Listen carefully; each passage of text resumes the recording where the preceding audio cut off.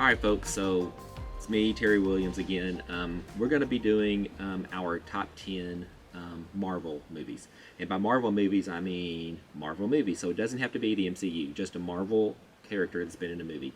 We're going to do one a week. Myself and Ben are going to do one each. I'm going to start.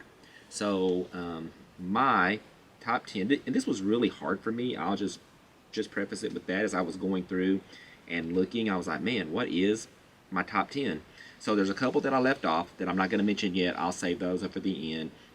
But number 10 Marvel movie for me is the original X-Men film. I use that as my favorite because to me it was the precursor to the MCU where we are now. As you all know, I was a big X-Men fan. Have tons of X-Men comics. Run 1 through 500. Love the X-Men.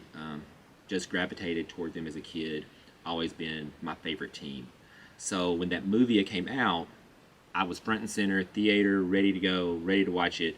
And I was more stoked about Patrick Stewart being Professor Xavier than anything. Just because Patrick Stewart, I'm a big Star Trek guy as well. So knowing he was Captain Picard into Professor Xavier was just perfect casting for me. He was, before Robert Downey Jr. and Chris Evans and Chris Hemsworth and all these guys who now are these iconic characters in Marvel, and you know them for their roles. Patrick Stewart as Professor Xavier was number one for me. That was like the perfect casting. Even back in the 90s when Wizard Magazine was out, if you remember Wizard Magazines, which a lot of you comic guys do. So a magazine that was out about basically what we talk about every day, pop culture. And this was a magazine back then that they did a casting call for an X-Men movie.